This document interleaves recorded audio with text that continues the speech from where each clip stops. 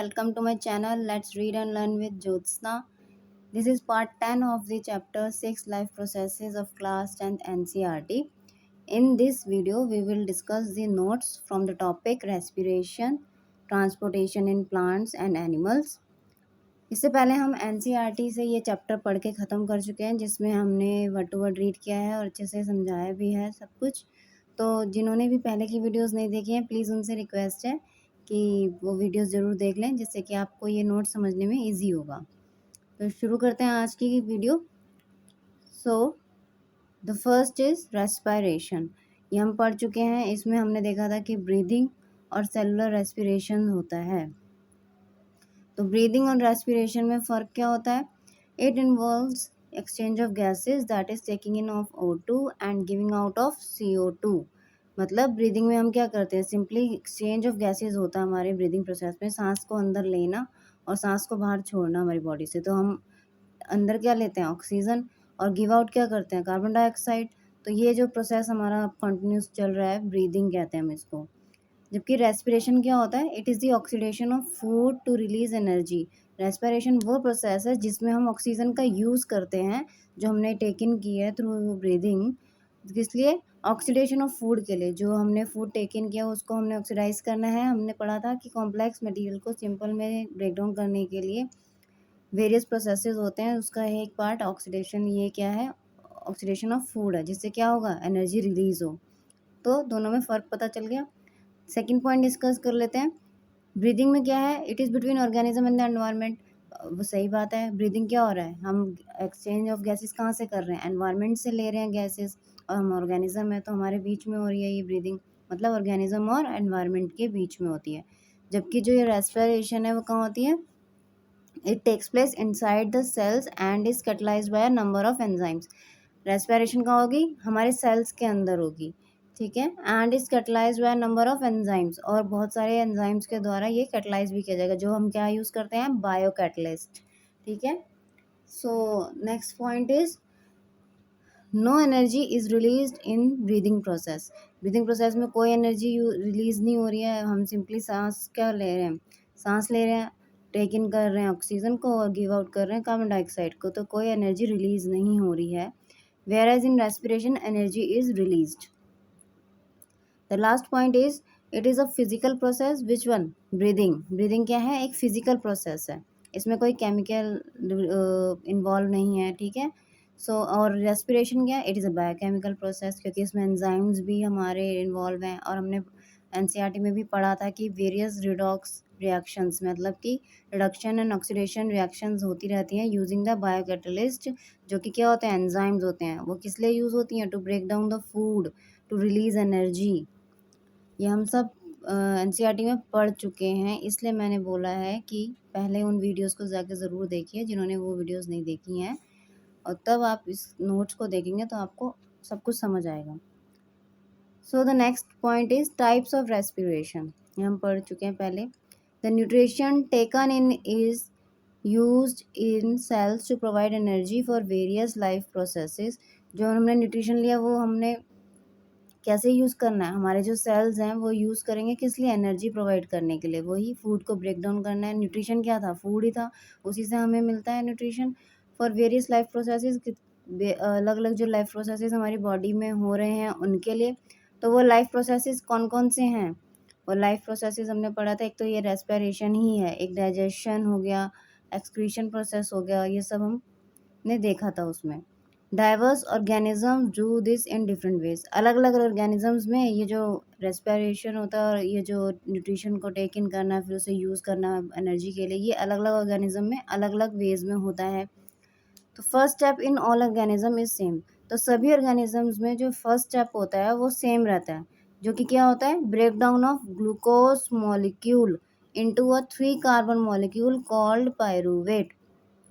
कि जो glucose molecule है, जो कि क्या है? 6 कार्बन मॉलिक्यूल है। हमने देखा था ना उसका फॉर्मूला, जब हमने फोटोसिंथेसिस का देखा था, तो ग्लूकोज क्या था? C6H12O6 था। ये पूरा इसका मॉलिक्यूलर फॉर्मूला है ग्लूकोज का। तो इसमें कार्बन कितने हैं? 6 हैं, दिख रहे हैं हमें। तो ये कैसा मॉलिक्यूल है? 6 कार्बन मॉलिक्यूल है। तो वही बोल रहा है ये जो 6 कार्बन मॉलिक्यूल है इसको हम कन्वर्ट करते हैं, मतलब हमारी बॉडी से कन्वर्ट करती है 3 कार्बन मॉलिक्यूल में, जिसे हम बोलेंगे पायरूवेट। सेकंड स्टेप क्या है, वो जो है डिफरेंट होगा डिफरेंट ऑर्गेनिजम्स में, डिपेंडिंग अपॉन दी अवेबिलिटी और एब्सेंस ऑफ ऑक्सीजन, कि ऑक्सीजन की प्रेजेंस और एब्सेंस पे डिपेंड करेगा कि कैसे नेक्स्ट स्टेप होना है, सेकंड स्टेप जो है। तो फर्स्ट स्टेप हमने देखा वो सेम है सब में, क्या, ग्लूकोज जो 6 कार्बन कंपाउंड जो मॉलिक्यूल जो है वो 3 कार्बन मॉलिक्यूल पायरूवेट में कन्वर्ट हो रहा है, ये सब में सेम रहेगा। और ये प्रोसेस हो कहाँ रहा है, ये हमारे साइटोप्लाज्म में हो रहा है। साइटोप्लाज्म कहाँ होता है, हमारे सेल्स में होता है। अब जो सेकंड स्टेप था वो हमने क्या कहा कि ऑक्सीजन पे बेस करेगा कि प्रेजेंट है या एब्सेंट है, उसके ऊपर बेस होगा कि सेकंड स्टेप में क्या चीज़ें होंगी। तो वो क्या होंगी, देखिए, जब अगर ऑक्सीजन की एब्सेंस में, जब हमने देखा था एग्जांपल ईस्ट का, ये पूरा डायग्राम मैंने एनसीईआरटी से लिया, ये हम पढ़ चुके हैं पहले ही। तो ये क्या है, ईस्ट में हमने देखा था एब्सेंस ऑफ ऑक्सीजन होती है और हमें क्या मिलता है, पायरूवेट ब्रेकडाउन इनटू इथेनॉल और carbon dioxide and energy is released in the form of 2 ATP molecules. ATP क्या था, एडिनोसिन ट्राइफॉस्फेट था। ऐसे ही अगर हमने मसल सेल्स में देखें तो क्या बन जाता है, पायरूवेट किस में चेंज हो जाता है, लैक्टिक एसिड में और एनर्जी में, इसमें भी 2 एटीपीज निकल रहे हैं।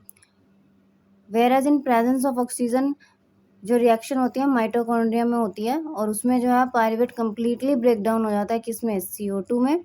CO2 means carbon dioxide, water and energy, ये हमने देखा। तो ये जो हमारा ये प्रोसेस है पायरूवेट का कंप्लीटली कन्वर्ट हो जाना CO2 plus water plus energy में, और एनर्जी भी कैसी, 38 एटीपी मॉलिक्यूल्स निकल रहे हैं। इससे पहले वाले प्रोसेसेस में सिर्फ 2 मॉलिक्यूल्स ऑफ एटीपीज निकल रहे थे, यानी इसमें ज़्यादा एनर्जी रिलीज होती है। तो ये जो प्रोसेस है पायरूवेट का कन्वर्ट होना किसमें, CO2 वाटर एनर्जी में, ये इसको हम क्या बोलते हैं, क्रैब साइकिल बोलते हैं।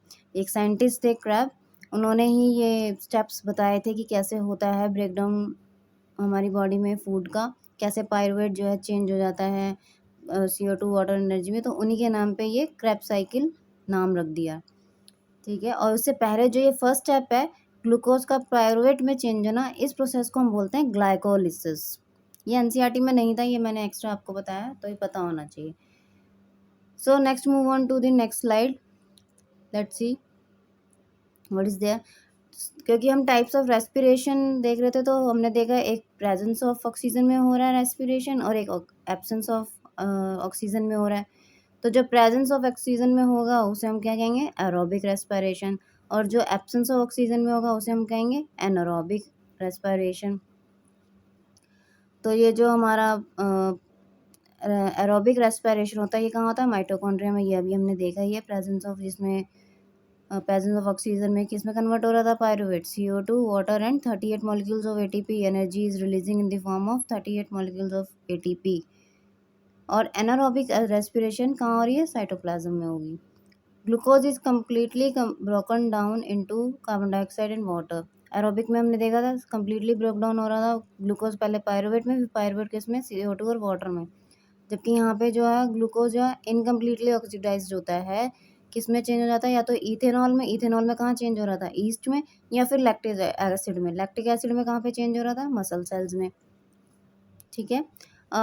एरोबिक रेस्पिरेशन में हमने देखा कि 38 मॉलिक्यूल्स निकल रहे थे, यानी कि ज़्यादा एनर्जी निकल रही है, more energy is release in the form of 38 molecules ATP molecules. जबकि एनारोबिक में क्या हो रहा है, सिर्फ 2 मॉलिक्यूल्स ऑफ ATP रिलीज होते हैं, यानी कि लेस एनर्जी रिलीज होती है। और इसके एग्जांपल देख लेते हैं एरोबिक रेस्पिरेशन के। ये एरोबिक रेस्पिरेशन मोस्टली सभी एनिमल्स और प्लांट्स में होता है, जबकि जो ये हमारा एनारोबिक रेस्पिरेशन है ये किस में होता है, कुछ बैक्टीरियाज में होता है, कुछ पैरासाइट्स होते हैं उनमें भी होता है, और कुछ टिश्यूज़ जैसे कि अभी हमने इसमें देखा भी मसल्स में होता है ड्यूरिंग विगरस एक्सरसाइज। और हमने पढ़ा था एनसीईआरटी में कि लैक्टिक एसिड जो प्रोड्यूस होता है उसी की वजह से हमारे को क्रैम्प्स पड़ते हैं, हमारे को पेन होता है due to the excessive exercise, right. और ईस्ट में भी देखा था हमने एग्जाम्पल, अभी ही देखा है। तो ये हो गया। अब नेक्स्ट स्लाइड में मूव करते हैं। अब हम पढ़ेंगे human respiratory system. Human respiratory system में हमने देखा था कि एयर जो है कैसे पास होती है हमारे नोज के थ्रू टू द लंग्स। तो पहले क्या होगा, नोस्ट्रिल से, नोस्ट्रिल मतलब हमारा ये नोज वाला एरिया, जहाँ से ये जो हमारे दो होल्स दिख रहे हैं, ये क्या है, नोज में नोस्ट्रिल्स हैं। इसके थ्रू क्या होगी, एयर एंटर करेगी हमारी बॉडी में। फिर नेजल पैसेज यहाँ के अंदर होता है, यहाँ पे नेजल पैसेज में जाता है। फिर नेजल कैविटी है, फेरिंग्स है, लैरिंग्स है, ट्रैकिया हो गया। ट्रैकिया के बाद ट्रैकिया डिवाइड हो जाता है ब्रांचेज में टू, जिसको हम कहते हैं ब्रोंकाई। ब्रोंकाई आगे फर्दर डिवाइड हो जाते हैं लंग्स में, ब्रोंकियोल्स में। और ब्रोंकियोल्स में आगे प्रेजेंट होता है एल्वियोलर सैक, जिसमें प्रेजेंट होते हैं एल्वियोलाई, जो क्या करते हैं, सरफेस एरिया प्रोवाइड करते हैं for the exchange of gases. और एल्वियोलाई में क्या होती हैं, large number of blood capillaries होती हैं, जो हेल्प करती हैं एक्सचेंज ऑफ गैसेस में। ये सारा कुछ हमने एनसीईआरटी में पढ़ा है, इसलिए मैंने कहा कि वो वीडियोस देखना बहुत इंपॉर्टेंट है। ये सब आपको आसानी से समझ आ जाएगा और साथ के साथ याद भी हो जाएगा अगर आप ढंग से देखेंगे तो। मैकेनिज्म ऑफ ब्रीदिंग क्या होता है, मैकेनिज्म ऑफ ब्रीदिंग होगा हमारा इनहेलेशन और एक्सहेलेशन। इनहेलेशन में क्या होगा, हम ऑक्सीजन को टेक इन कर रहे हैं, और एक्सहेलेशन में हम क्या कर रहे हैं, जब हम सांस छोड़ते हैं तो उसमें क्या करते हैं, कार्बन डाइऑक्साइड को हम एग्जिट आउट करते हैं अपनी बॉडी से। सो मैकेनिज्म ब्रीदिंग में यही होना है। Taking in of air from atmosphere is inhalation, whereas giving out of air from lungs, that is called exhalation. During inhalation जो क्या होता है, थोरासिस कैविटी जो होती है हमारी, वो क्या कर जाती है, एक्सपैंड कर जाती है। Whereas in exhalation thoracic cavity क्या करेगी, कॉन्ट्रैक्ट करेगी। रिब्स जो हैं लिफ्ट अप हो जाते हैं, कब, इनहेलेशन के टाइम पे। Whereas in exhalation ribs move downwards, ribs क्या करेंगे, डाउनवर्ड्स मूव कर जाएंगे। डायफ्राम जो है वो हमारा फ्लैट हो जाएगा in inhalation, and during exhalation this diaphragm becomes dome shaped.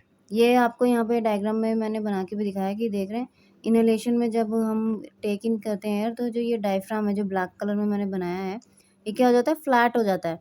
Where as during exhalation when we are exiting out the carbon dioxide, तो ये जो डायफ्राम है ये डोम शेप में ऐसे हो जाता है, ऐसे डोम शेप में बन जाता है। सो और ये भी देखना है कि जो हमारी लंग्स की जो वॉल्यूम है वो इंक्रीज हो जाती है, जैसे कि एयर एंटर करेगी हमारे लंग्स में तो बढ़ा ही जाएगा उसका वॉल्यूम। और जो एक्सहेलेशन है उसमें तो हम क्या कर रहे हैं, एयर को आउट ऑफ द बॉडी कर रहे हैं, आउट ऑफ द लंग्स कर रहे हैं, तो ऑब्वियस सी बात है कि वॉल्यूम जो है लंग्स में वो डिक्रीज हो जाएगी और एयर जो है एग्जिट आउट कर जाएगी from the lungs. Let's move on the next slide.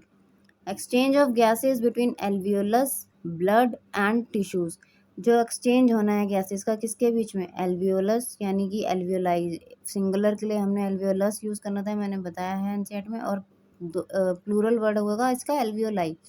तो एल्वियोलाइज, ब्लड और टिश्यूज के बीच में कैसे गैसेस एक्सचेंज होती हैं ये हमने देखना है। दी ऑक्सीजन रिच एयर कहाँ जाएगी, ब्लड में जाएगी। फिर वो बाइंड करेगी किससे, हीमोग्लोबिन में। ब्लड में क्या होता है, हीमोग्लोबिन प्रोटीन प्रेजेंट होता है ना, जो क्या करता है, रेड कलर देता है हमारे ब्लड को। जो आरबीसी प्रेजेंट होते हैं, रेड ब्लड सेल्स, वो किसकी वजह से उनका रेड कलर होता है, हीमोग्लोबिन की वजह से, और तभी हमारा ब्लड भी रेड कलर का दिखता है। तो हमने पढ़ा था कि जो हीमोग्लोबिन की जो एफिनिटी होती है वो ज़्यादा होती है ऑक्सीजन के साथ बाइंड करने की, तो बाइंड करता है ऑक्सीजन के साथ। और फिर वही ब्लड जो है, जब हमारे ब्लड जो है टिश्यूज़ तक पहुंचता है, हमारी बॉडी टिश्यूज़ तक, तो क्या होगा, वो जो HbO2 जो हमारा मैंने बताया था, हीमोग्लोबिन ऑक्सीजन के साथ बाइंड होके HbO2 बना देता है। जब ये हमारे टिश्यूज़ तक पहुंचता है तो ये क्या होगा, डिसोसिएट हो जाता है और Hb अलग हो जाता है और ऑक्सीजन अलग हो जाती है और हमारे टिश्यूज़ को ऑक्सीजन मिल जाती है। तो क्या बोल रहा है, ऑक्सीजन रिलीज इन टिश्यूज इन alveolus through blood vessels. Blood vessels की हेल्प से ही हो रहा होगा ये सब। ब्लड वेसल्स कौन सी, वेन्स हो सकती हैं, आर्टरीज होती हैं, कैपिलरीज होती हैं। सेकंड क्या देख रहे हैं, ये तो बात हो गई कि ऑक्सीजन हमने जो अंदर लिया उसका क्या प्रोसेस रहा, क्या पाथवे रहा, कैसे वो हमारे टिश्यूज तक पहुंचा। और जो ये हमारा कार्बन डाइऑक्साइड पहले हमारी बॉडी में प्रेजेंट है, जो हमने एक्सहेल आउट करना है, तो उसका क्या होगा, ऑक्सीजन जो कार्बन डाइऑक्साइड है वो क्या होगी, अब एल्वियोलाई में जो पहले से कार्बन डाइऑक्साइड प्रेजेंट थी वो किस में चली जाएगी, ब्लड में चली जाएगी। ब्लड जो था ऑक्सीजन रिच वाला, उसने ऑक्सीजन दे दी और कार्बन डाइऑक्साइड ले लिया। अब क्या हो जाएगा, वो कार्बन डाइऑक्साइड डिजोल्व हो जाएगी ब्लड में, और फिर थ्रू ब्लड वेसल्स ये जो है एल्वियोलर सैक से रिलीज हो जाएगी CO2 और कहाँ चली जाएगी, sent out through our nostrils. ये पूरा प्रोसेस पढ़ चुके हैं हम पहले, ये सारे नोट्स जो मैंने ये सारे पढ़ा हुआ है हमने, इसलिए अगर जिन्होंने पहले वीडियोस देखी हुई है उनको अच्छे से समझ आ रहा होगा, जिन्होंने नहीं देखी हुई है सो आपसे रिक्वेस्ट है प्लीज़ उन वीडियोस को जाके ज़रूर देखिए। पहले NCERT से पढ़ना बहुत इंपॉर्टेंट होता है, मैंने पहले भी बताया हुआ है, तो उसको मैंने वर्ड टू वर्ड पढ़ा है और एक्सप्लेन किया है, तो यह सारी चीज़ें आपको यहीं याद हो जाएंगी।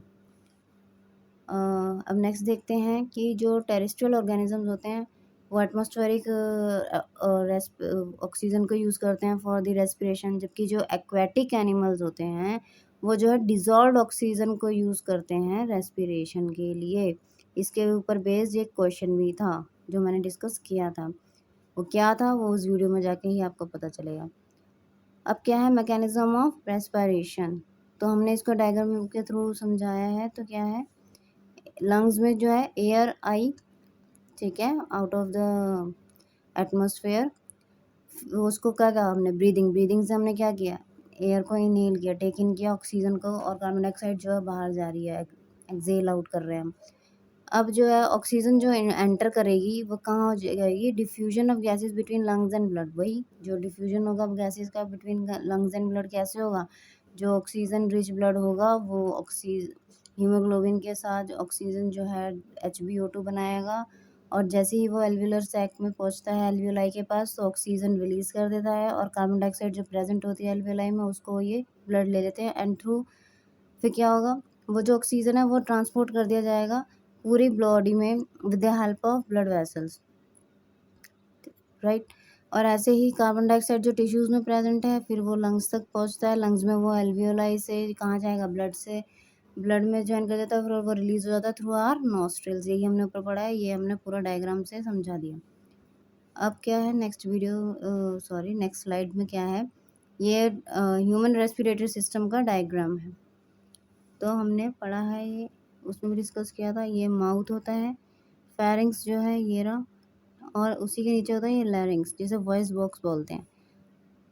उसके साथ ये है हमारा ट्रैकिया, और ट्रैकिया में क्या होती है, रिंग्स ऑफ कार्टिलेज जो उसको डैमेज होने से बचाती हैं जब लेस एयर होती है ट्रैकिया में तब। और उसके बाद ये आ गया लंग्स में ये ब्रोंकाई में ट्रैकिया जो है डिवाइड हो रहा है, ब्रोंकाई आगे ब्रोंक्यूल्स में, ब्रोंक्यूल्स के एंड में ये एल्वियोलर सैक होते हैं जिसको हमने यहाँ बता दिया। ये एल्वियोलर सैक में ये छोटे छोटे जो ये हमें दिख रहे हैं ये एल्वियोलाइज हैं, यहीं पर जो है ये सरफेस एरिया प्रोवाइड करते हैं for air exchange of gases के लिए। अब देखते हैं नेक्स्ट, अब आता है प्रोसेस हमारा transportation process. Multicellular organisms like human beings need regular supply of food, oxygen etcetera. This function is perform by circulatory system. जो मल्टीसेलुलर ऑर्गेनिजम्स होते हैं जैसे कि ह्यूमंस हैं उनको रेगुलर सप्लाई चाहिए होती है किस चीज़ की, फूड की, ऑक्सीजन की, ठीक है, ऐसी बहुत सी चीज़ों की, न्यूट्रिएंट्स की जो हेल्प करते हैं हमारे बॉडी को ग्रो करने में, और वेरियस मेंटेनेंस प्रोसेस जो हमारी बॉडी में चल रहा है उनको मेंटेन करने के लिए। तो ये जो फंक्शन है कि ये प्रोवाइड कराना है जो जो चाहिए, तो वो कौन परफॉर्म कर रहा है, सर्कुलेटरी सिस्टम, जो कौन है हमारे लिए, हमारी बॉडी के लिए वो ट्रांसपोर्टेशन सिस्टम की तरह काम करता है। तो human circulatory system consist of, एक उसमें हमारे को एक पंपिंग ऑर्गन चाहिए दैट इज़ हार्ट, और जो ब्लड वेसल्स होती हैं आर्टरीज और वेन्स होती हैं, और ब्लड एंड लिम्फ जो हैं सर्कुलेटरी मीडियम बनते हैं। तो हमारे सर्कुलेटरी सिस्टम या ट्रांसपोर्टेशन सिस्टम जो जिसे हम बोल सकते हैं वो किससे कंसिस्ट होता है वो देख लिया। सबसे पहले हार्ट को डिस्कस करते हैं। ह्यूमन हार्ट कैसा होता है, 4 चैम्बर्ड हार्ट होता है, ये हमने देखा था। तो जो ऊपर के जो 2 चैम्बर्स होते हैं उसे हम बोलते हैं एट्रिया, प्लूरल वर्ड एट्रिया है, और सिंगुलर वर्ड क्या होता है, एट्रियम। और ये कैसा होता है, थिन वॉल्ड होता है, पतली वॉल्स होती हैं इसकी। whereas the 2 lower chambers are ventricles, जिसकी वॉल्स कैसी होती हैं, थिक होती हैं as compared to the atria walls, because ventricles pump out the blood with force। और जो ये नेक्स्ट पॉइंट में नोट में क्या लिखा है, 2 atria and 2 ventricles are separated by septum. ये जो 2 वेंट्रिकल्स और 2 एट्रिया हैं लेफ्ट और एक लेफ्ट साइड में पड़ जाएगा, एक राइट साइड में हो जाएगा। तो ये किससे सेपरेट होते हैं बीच में? एक सेप्टम से, जिससे कि ब्लड जो है मिक्स ना हो। आगे बढ़ते हैं। तो हमने देखा था कि ह्यूमन बॉडी में डबल सर्कुलेशन होती है, राइट। डबल सर्कुलेशन होता है, तो उसमें हमने देखा था एक होता है पल्मोनरी सर्कुलेशन और होता है सिस्टमिक सर्कुलेशन। पल्मोनरी सर्कुलेशन में क्या था, ब्लड जो है मूव कर रहा था हार्ट से लंग्स तक, और फिर दोबारा लंग्स के बाद जब वो ऑक्सीजनेटेड हो जाता है ब्लड, तो वो बैक टू द हार्ट आ जाता है। इसलिए हमारे हार्ट से लंग्स ब्लड जो है 2 बार गुजरता है, इसलिए हमने इसको कहा था double circulation. Whereas in systemic circulation क्या है, blood moves from the heart to the rest of the body and back to the heart. यहाँ पे भी हमने देखा कि जो ऑक्सीजनेटेड ब्लड है जो लंग्स से आया हार्ट में, अब वो हार्ट जो है उस ऑक्सीजनेटेड ब्लड को हमारी पूरी बॉडी में सर्कुलेट कर देगा, और जो डीऑक्सीजनेटेड ब्लड है हमारी पूरी बॉडी में वो दोबारा से वापस आ जाएगा हमारे हमारे हार्ट तक। यहाँ पे भी हमने देखा 2 बार आ रहा है हार्ट के पास लंग वो ब्लड, तो इसलिए डबल सर्कुलेशन। तो ये होता कैसे है ये पढ़ लेते हैं। Atrium always receive blood while ventricles give out blood to body. जो एट्रिया है हमारे, उनका काम क्या है, हमेशा वो ब्लड को रिसीव करेंगे, जबकि जो वेंट्रिकल्स हैं वो हमेशा ब्लड को गिव आउट करेंगे बॉडी को। यानी कि हमेशा जो है ब्लड हमारी बॉडी के बाकी सेल से कहाँ एंटर करेगा, एट्रिया में, और वेंट्रिकल्स, फिर उसके बाद एट्रिया वेंट्रिकल्स में जाता है, बट वेंट्रिकल्स के बाद हमेशा बैक टू दी बॉडी जाता है। यानी ये जो फ्लो होता है ये सिंगल यूनिडायरेक्शनल फ्लो होता है। ये नहीं होगा कि वेंट्रिकल से एट्रिया में चला जाएगा। क्यों? एट्रिया क्या है, अपर चैम्बर्स हैं हमारे हार्ट के, वेरएज वेंट्रिकल्स क्या हैं, लोअर चैम्बर्स हैं। तो ऊपर से नीचे की तरफ हार्ट, मतलब कि एट्रिया से वेंट्रिकल्स में हमेशा ब्लड एंटर करेगा, और वेंट्रिकल से हमेशा ब्लड बॉडी तक जाएगा। जो हमारी हार्ट की राइट साइड है वो क्या होगी, यानी कि राइट एट्रियम और राइट वेंट्रिकल्स होंगे। उसमें हमेशा क्या होगा, डीऑक्सीजनेटेड ब्लड होगा। ये हमें याद रखना है कि हमारे हार्ट की राइट साइड में डीऑक्सीजनेटेड ब्लड होता है, whereas in left side of the heart जो कि क्या होगा, left atrium and left ventricle, वहाँ पे कैसा ब्लड होगा, हमेशा ऑक्सीजनेटेड ब्लड होगा। जो वेन्स होती हैं वो क्या होती हैं, blood vessels that takes blood to the heart, जिसका काम क्या होता है, वो हमेशा हार्ट तक ब्लड ले जाती हैं, पूरी बॉडी से हार्ट तक ले जाती हैं। तो ये हमेशा यही काम करेंगी। वेरएज आर्टरीज का क्या काम है, ये वो वाली ब्लड वेसल्स होंगी जो हमेशा हार्ट से ब्लड को लेकर आएंगी, ब्लड को जो हमेशा हार्ट से दूर लेके जाएंगी, मतलब हार्ट से पूरी बॉडी तक उनका ले जाने का काम रहेगा। ठीक है, तो वेन्स क्या, अगर ब्लड जो हार्ट तक ले जा रही हैं तो ऑब्वियसली डीऑक्सीजनेटेड ब्लड ले जा रही होंगी, लेकिन इसका एक एक्सेप्शन होता है पल्मोनरी वेन, जो हमेशा ऑक्सीजनेटेड ब्लड कैरी करती है। और आर्टरीज का भी क्या काम होता है कि ये ऑक्सीजनेटेड ब्लड जो है हार्ट से पूरी बॉडी तक कैरी करती हैं, बट इसका भी एक एक्सेप्शन था पल्मोनरी आर्टरी, जो क्या कैरी करती है, डीऑक्सीजनेटेड ब्लड। कहाँ पे इनका फंक्शन आता है वो हम आगे पढ़ते हैं। Deoxygenated blood enters right atrium through superior and inferior vena cava। जो डीऑक्सीजनेटेड ब्लड है हमारी बॉडी में वो हमेशा कहाँ से एंटर करेगा, राइट एट्रियम में एंटर करेगा।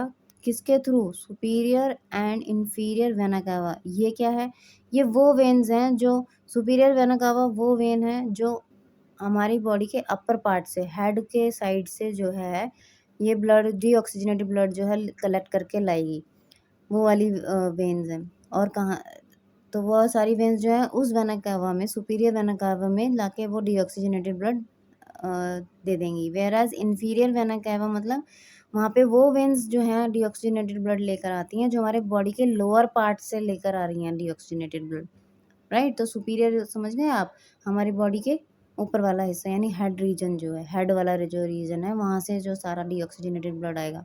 इन्फीरियर मतलब जो lower part of the body से डीऑक्सीजनेटेड ब्लड लेकर आएंगी, राइट।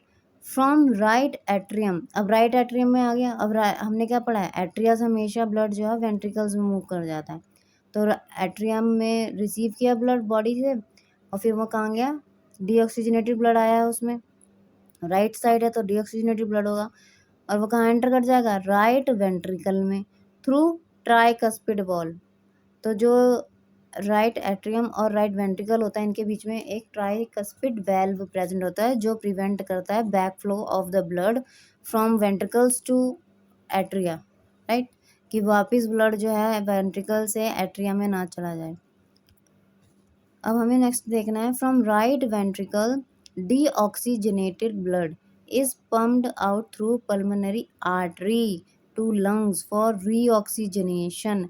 हमने देखा राइट साइड है, पहली बात तो डीऑक्सीजनेटेड ब्लड है, कहाँ से आया, वेंट्रिकल में, एट्रियल में, एट्रियम से, राइट एट्रियम से राइट वेंट्रिकल में आया। कैसा ब्लड, राइट साइड है तो डीऑक्सीजनेटेड ब्लड आया है। अब जो है वेंट्रिकल से कहाँ चला जाएगा वो ब्लड, पल्मोनरी आर्टरी के थ्रू चला जाएगा लंग्स तक। किस लिए, क्योंकि डीऑक्सीजनेटेड ब्लड होता है तो उसका ऑक्सीजनेशन कराने के लिए, उसमें ऑक्सीजन लाने के लिए ब्लड में। तो मैंने अभी हमने डिस्कस किया था कि पल्मोनरी आर्टरी एक ऐसा एक्सेप्शन है आर्टरी का जो डीऑक्सीजनेटेड ब्लड कैरी करती है। तो कहाँ पे काम आ रहा है वो, कहाँ से कर रही है वो, वेंट्रिकल से, राइट वेंट्रिकल से उसको लंग्स तक जब ब्लड को ले जाना है फॉर रीऑक्सीजनेशन, तो पल्मोनरी आर्टरी ले जा रही है। एक अकेली आर्टरी यही है जो डीऑक्सीजनेटेड ब्लड कैरी करेगी।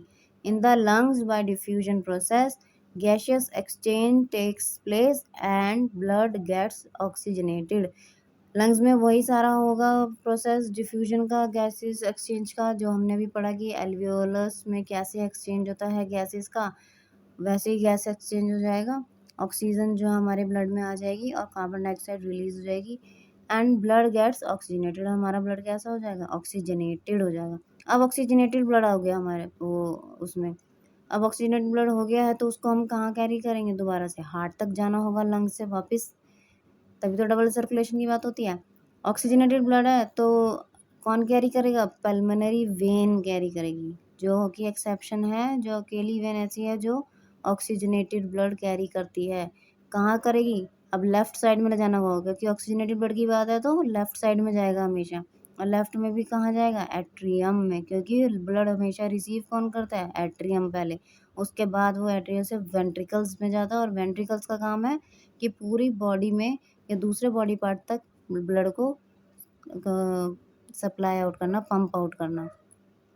तो अब रिसीव करने की बात है तो एट्रियम में जाएगा, ऑक्सीजनेटेड ब्लड है तो लेफ्ट साइड में होना चाहिए, तो लेफ्ट एट्रियम में अब ब्लड जो है ऑक्सीजनेटेड ब्लड पल्मोनरी वेन के थ्रू चला जाएगा। अब लेफ्ट एट्रियम में आ गया तो लेफ्ट एट्रिया के बाद कहाँ एंटर करना चाहिए, लेफ्ट वेंट्रिकल्स में थ्रू बायकस्पिड वेल्व। तो जो लेफ्ट साइड में एट्रिया और वेंट्रिकल के बीच में एक वेल्व प्रेजेंट होता है, वो कैसा होता है, बायकस्पिड। और हमने देखा था राइट साइड में कौन सा प्रेजेंट था, tricuspid. Now from left ventricle, अब लेफ्ट वेंट्रिकल से कहाँ जाना चाहिए ब्लड, हमारे पूरे बॉडी पार्ट्स में या दूसरे ऑर्गन्स में। तो ऑक्सीजनेटेड ब्लड जो है पंप आउट हो जाएगा कहाँ पे, बॉडी पार्ट्स में, किसके थ्रू, एओर्टा। एओर्टा क्या है, लार्जेस्ट आर्टरी है हमारी बॉडी में, ये याद रखने वाली बातें हैं, पल्मोनरी वेन्स, पल्मोनरी आर्टरी और ये एओर्टा का वो नाम इम्पॉर्टेंट होता है, इनका फंक्शन पूछते हैं या फिर ऐसे क्वेश्चन आ जाएगा कि लार्जेस्ट आर्टरी कौन सी होती है और उसका फंक्शन क्या होता है, तो ये सब आपको पता होना चाहिए, ये सब इम्पॉर्टेंट है। तो ये जो एओर्टा जो है लेफ्ट वेंट्रिकल से ब्लड जो कैरी करेगी to the body other body parts through arteries and arterioles, इनकी हेल्प से।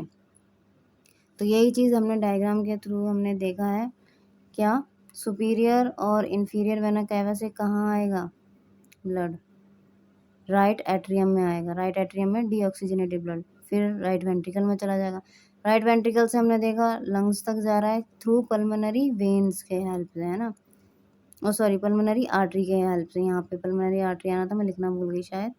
और फिर लंग्स में फिर ऑक्सीजनेटेड हो गया ब्लड, ऑक्सीजनेटेड ब्लड अब कौन कैरी करेगा, पल्मोनरी वेन, कहाँ पे ले जाएगी, एट्रियम में, लेफ्ट एट्रियम में, लेफ्ट एट्रिया से कहाँ जाएगी, लेफ्ट वेंट्रिकल में, लेफ्ट वेंट्रिकल से एओर्टा के थ्रू और किसकी हेल्प से, कैपिलरीज वगैरह की हेल्प से, जो हेड रीजन में जाना होगा, जो बॉडी के अलग ऑर्गन्स में जाना होगा, तो वहाँ पे ये सप्लाई कर देगा ऑक्सीजनेटेड ब्लड।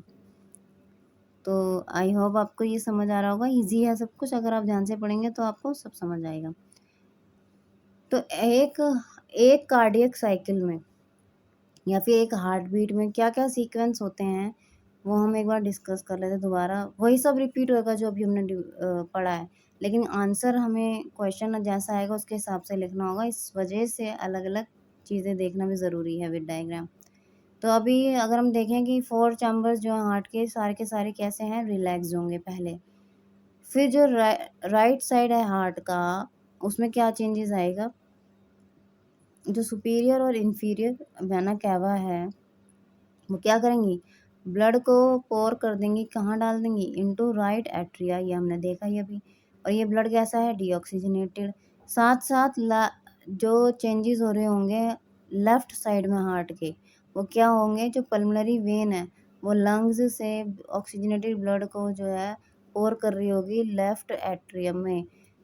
ये प्रोसेस बार-बार होता जा रहा है, इसलिए हम साइमल्टेनियसली, ये ऐसा तो है नहीं ना कि एक ही बार ब्लड हमारी बॉडी से आ रहा है डीऑक्सीजनेटेड, फिर वो ऑक्सीजनेशन के लिए जा रहा है और उसके बाद फिर वो ऑक्सीजनेटेड ब्लड उसमें हो रहा है। ये तो चलता जा रहा है प्रोसेस, तो बार-बार डीऑक्सीजनेटेड ब्लड आ रहा है, फिर वो ऑक्सीजनेशन के लिए जाएगा, फिर ऑक्सीजनेटेड ब्लड जो है वहाँ जाएगा बॉडी में। इस बीच ये थोड़ी है कि उधर से डीऑक्सीजनेटेड ब्लड नहीं आ रहा या पहले ये वाला ब्लड हो जाए फिर ऐसा नहीं है, कॉन्टिन्यूसली हो रहा है, तो साइमल्टेनियस चेंजेस होते रहते हैं ना। तो इधर जब डीऑक्सीजनेटेड ब्लड राइट साइड में आ रहा है, तो लेफ्ट साइड में उधर वो ऑक्सीजनेटेड ब्लड जो है, जो जो ब्लड ऑक्सीजनेटेड हो गया वो लेफ्ट साइड से पूरी बॉडी में जा रहा है। तो जब हमारा कॉन्ट्रैक्शन ऑफ बोथ एट्रिया होगा तो होना क्या है, जो लेफ्ट एट्रिया है वो डीऑक्सीजनेटेड ब्लड जो है वेंट्रिकल्स में डाल देगा, पोर कर देगा, और साथ ही साथ लेफ्ट एट्रियम जो है ऑक्सीजनेटेड ब्लड जो है लेफ्ट वेंट्रिकल में डाल रहा होगा उधर। ये तो है नहीं कि भाई राइट साइड में काम हो रहा है तो लेफ्ट साइड हार्ट का खाली बेड है, नहीं, काम साइमल्टेनियसली चल रहे हैं, कॉन्टिन्यूसली चल रहा है। और हार्ट तो कॉन्टिन्यूसली हमारी पूरी लाइफ काम करता रहता है विदाउट एनी रेस्ट। और जब कॉन्ट्रैक्शन ऑफ बोथ वेंट्रिकल्स होगा तब क्या होगा, जो राइट वेंट्रिकल है डीऑक्सीजनेटेड को जो है ब्लड को लंग्स तक ले जा रहा होगा पल्मोनरी आर्टरी के थ्रू। वेराज साइमल्टेनियसली क्या हो रहा होगा, जो डीऑक्सीजनेटेड ब्लड है वो एओर्टा के थ्रू लेफ्ट वेंट्रिकल से पूरे बॉडी पार्ट में डिवाइड हो डिस्ट्रीब्यूट करा जा रहा होगा। ठीक है, ये तो ये आप ये इसके डायग्राम देख सकते हैं, ये मैंने सब बताया है, ये आपको सब क्लियरली दिख ही रहा होगा। ये एट्रियाज हैं, वेंट्रिकल्स बनाए रिलैक्स हैं, यहाँ पे कॉन्ट्रैक्ट हुए हुए हैं, तो क्या चेंजेस आ रहे होंगे, राइट। देखते हैं next slide.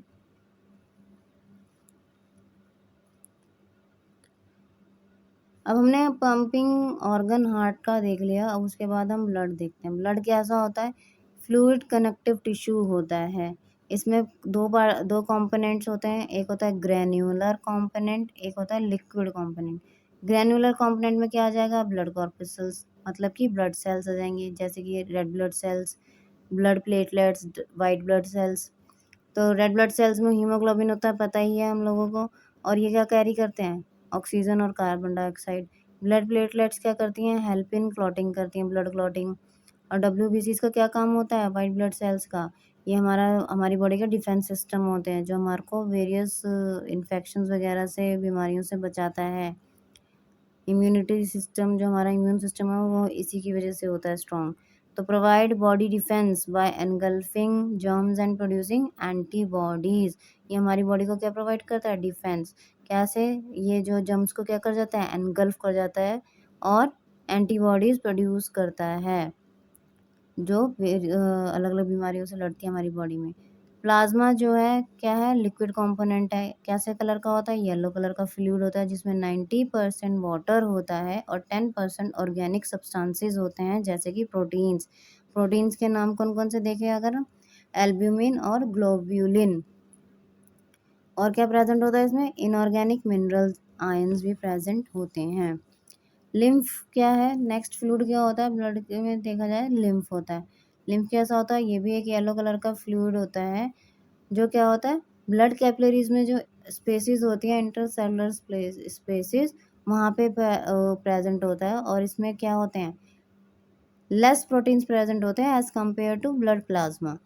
Lymph flows from the tissues to the heart, assisting in transportation and destroying germs. तो लिम्फ क्या करता है, टिश्यूज से हार्ट में फ्लो करता है और हेल्प करता है ट्रांसपोर्टेशन में और जर्म्स को डिस्ट्रॉय करने में। नेक्स्ट स्लाइड में क्या है, ब्लड वेसल्स। ब्लड वेसल्स मैंने इतनी देर से हम पढ़ ही रहे हैं, आर्टरी, वेन और कैपिलरीज होती हैं। तो इन तीनों के बीच का डिफरेंस क्या है, आर्टरीज कैसी होती हैं, थिक वॉल्स होती हैं उसकी और इलास्टिक भी होती हैं। साथ ही साथ वेन में क्या होगा, वो थोड़ी सी उसकी वॉल्स कम इलास्टिक होंगी और कम थिन होंगी as compare to arteries, whereas capillaries की जो है बहुत ही ज़्यादा पतली वॉल्स होती हैं और कम इलास्टिक होती हैं। आर्टरी का हमने पहले भी देखा कि ये कैसे करती हैं, ऑक्सीजनेटेड ब्लड जो है कैरी करती हैं टू होल बॉडी। इसका एक्सेप्शन क्या था, पल्मोनरी आर्टरी जो डीऑक्सीजनेटेड ब्लड कैरी करती है। वेन क्या होती हैं, जो वो वाली ब्लड वेसल्स जो क्या करती हैं, डीऑक्सीजनेटेड ब्लड कैरी करती हैं टू द हार्ट। और एक्सेप्शन क्या था इसका, पल्मोनरी वेन जो ऑक्सीजनेटेड ब्लड कैरी करती है। कैपिलरीज का क्या काम है, allows exchange of gases, food materials and waste, blood changes from oxygenated to deoxygenated, ये सारा काम कैपिलरीज का है।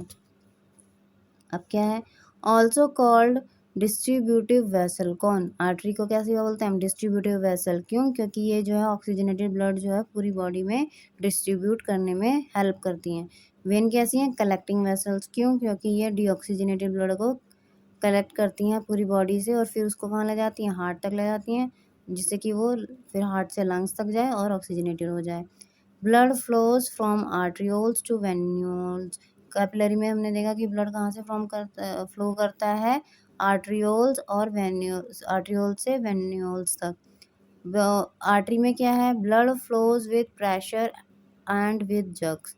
आर्टरी में क्या होगा, जो ब्लड करेगा, जो फ्लो करेगा वो कैसे करेगा, प्रेशर से करेगा और बीच बीच में जर्क्स के साथ, मतलब झटके उसमें लगते रहते हैं।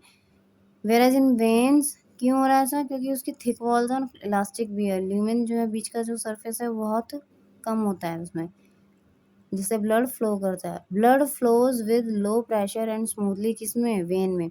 वेन का जो क्या है, लेस थिनर जो है वॉल्स होती हैं उसकी और थोड़ा सा इलास्टिक भी होती हैं कम उससे, किससे, आर्टरी से।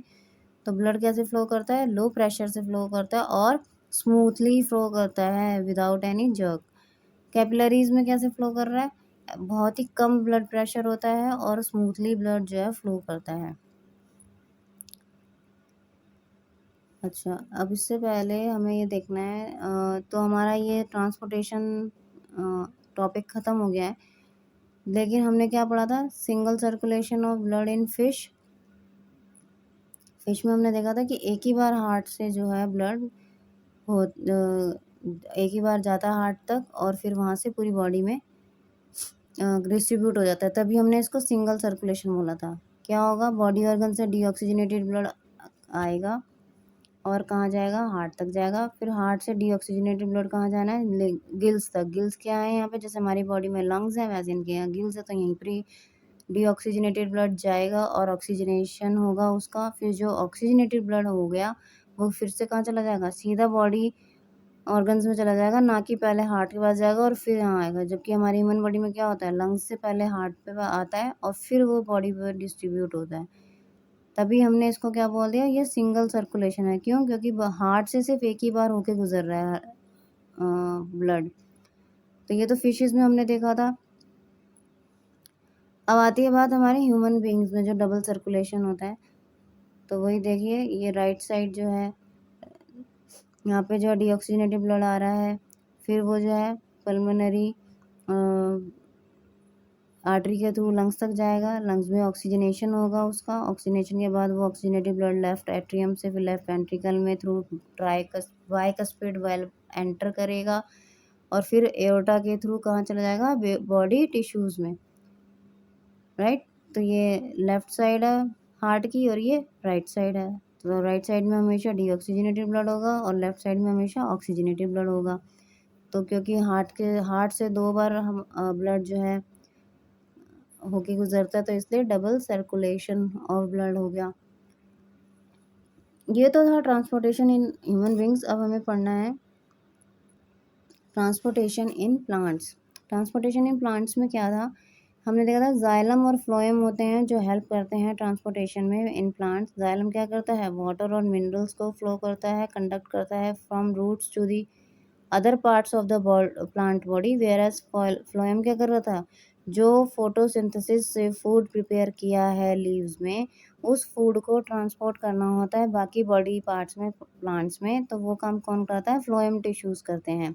तभी हमने जाइलम और फ्लोएम को कंडक्टिंग टिश्यूज बोला था। अब देखते हैं इसमें क्या लिखा है। तो जाइलम क्या करता है, conducts water and minerals from the roots to other parts of the plant, जबकि फ्लोएम क्या करेगा, फोटोसिंथेसिस से जो प्रोडक्ट बना है उसको लीव्स से कहाँ ले जाएगा, कैरी करके other parts of the plant में। जाइलम में कोई एनर्जी जो प्रोसेस कर रहा है उसमें कोई एनर्जी नहीं यूज़ होती, वेयर एज इन फ्लोएम वाले केस में क्या होता है, एटीपी से एनर्जी ली जाती है और यूज़ की जाती है for the transportation of food. तो ये ट्रांसपोर्टेशन ऑफ जो फूड था इसको हमने क्या पढ़ा था, ट्रांसलोकेशन बोलते हैं इसको। तो जाइलम के हम पार्ट्स क्या होते हैं, ट्रैकिड्स होता है, ट्रैकिड्स होते हैं, वेसल्स होते हैं। ये रहा ट्रैकिड, ये रहा वेसल, इसका डायग्राम। और फ्लोएम के क्या पार्ट्स होते हैं, सीव ट्यूब्स और कंपेनियन सेल, ये रहा इसका डायग्राम, राइट। तो ये आ गया ट्रांसपीरेशन और ट्रांसलोकेशन। ट्रांसपीरेशन क्या था, it is the process of loss of water as vapours from aerial parts of the plant like surface of leaves. तो ये ट्रांसपीरेशन प्रोसेस क्या होता है, जो लॉस ऑफ वाटर होता है थ्रू स्टोमेटल पोर्स, ठीक है, in the form of water vapours.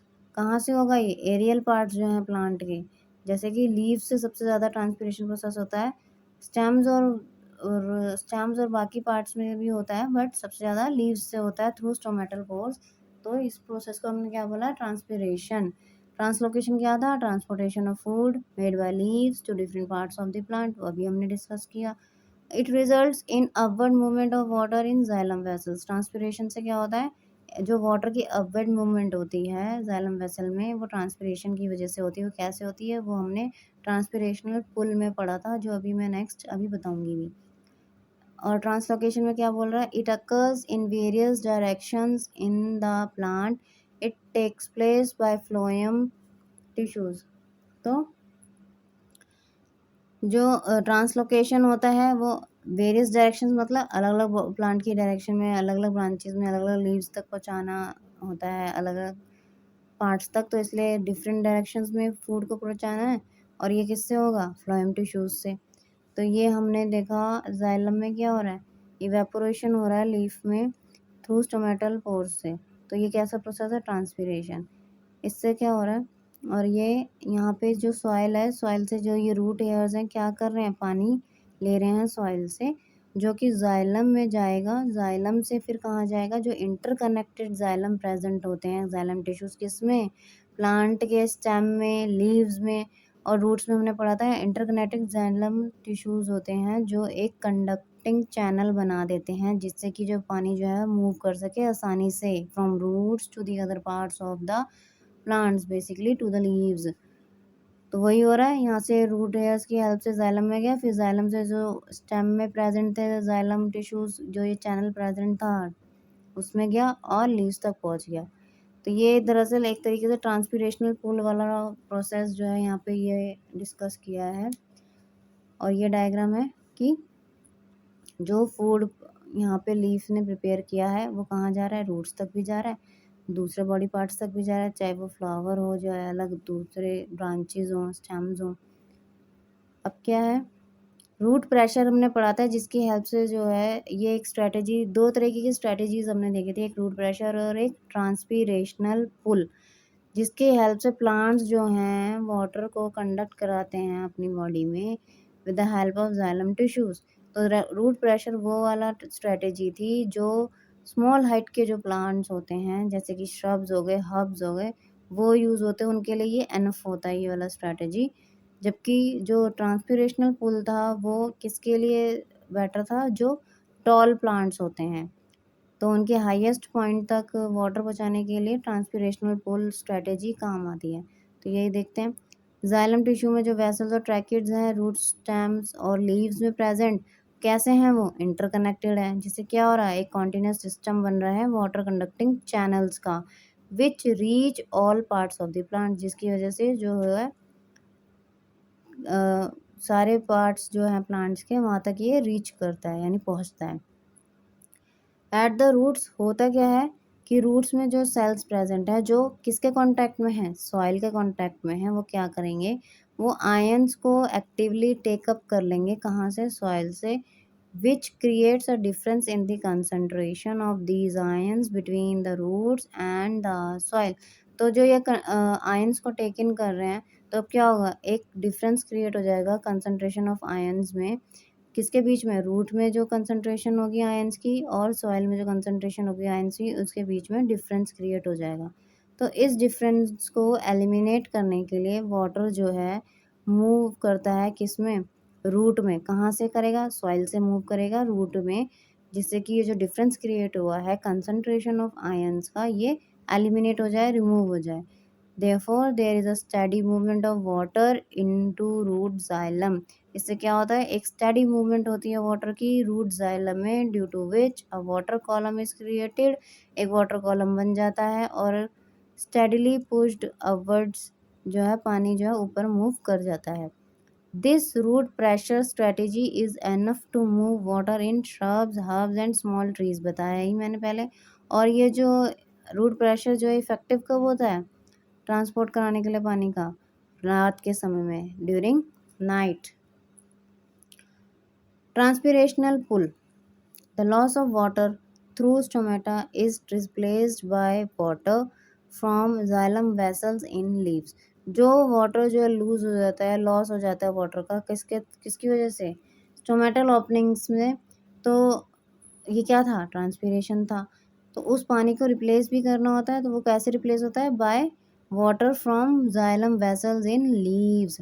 जो जाइलम वेसल्स लीव्स में प्रेजेंट होते हैं उनसे जो है पानी फिर आता रहता है, और जो लॉस होता है वाटर का थ्रू स्टोमेटल पोर्स वो जो है रिप्लेस हो जाता है। हमने देखा था जाइलम वेसल्स लीव्स स्टेम्स और रूट्स सब में प्रेजेंट है और इंटरकनेक्टेड है आपस में, इसलिए जो जाइलम वेसल्स लीव्स में प्रेजेंट है वो रिप्लेस कर रहे हैं लॉस ऑफ वाटर जो लीव्स से हो रहा है ट्रांसपीरेशन के थ्रू। Transpiration creates a suction which pulls water from the, तो जो ये ट्रांसपीरेशन प्रोसेस होता है उससे होता क्या है कि एक सक्शन क्रिएट हो जाता है, जिसकी वजह से जो वाटर क्या होता है वो पुल होता है from the xylem cells of the roots. तो जाइलम सेल्स जो रूट्स में जो प्रेजेंट है वहाँ से फिर वो एक सक्शन क्रिएट होने की वजह से वाटर जो है मूव करना शुरू कर देता है, कहाँ से, सॉइल से रूट्स में, रूट से फिर अदर बॉडी पार्ट्स में। It helps in absorption and upward movement of water and minerals dissolve in it from roots to the leaves. तो ये किस में हेल्प करता है, अपवर्ड मूवमेंट में हेल्प करता है, किसकी, वाटर की, और मिनरल्स जो उसके अंदर डिजॉल्व है उसकी, from roots to the leaves, roots से लीव्स तक। It also helps in the temperature regulation, ये किस में हेल्प करता है, टेम्परेचर रेगुलेशन में भी हेल्प करता है। It is more effective during day time, ये किस में ज़्यादा इफेक्टिव होता है, डे टाइम, और रूट प्रेशर किस में ज़्यादा इफेक्टिव होता है, रात के समय पे। दिस इज़ यूजफुल स्ट्रेटजी, ये एक यूजफुल स्ट्रेटजी है किसके लिए, वाटर मूवमेंट के लिए, जाइलम में अपवर्ड डायरेक्शन में, कहाँ पे, जिससे कि वाटर को कहाँ पहुँचाया जा सके, जो हाईएस्ट पॉइंट होते हैं टॉल प्लांट्स और ट्रीज में। So that's it for today's video and thank you. Please don't forget to like, subscribe and share my channel। और जिन्होंने वो पहले की वीडियोस नहीं देखी हैं प्लीज़ आप उन्हें जाकर देखिए। And this is it for today's video. Next video में हम मिलेंगे, उस तब तक आप ये सब रिवाइज करते रहिए और पढ़ते रहिए। Thank you.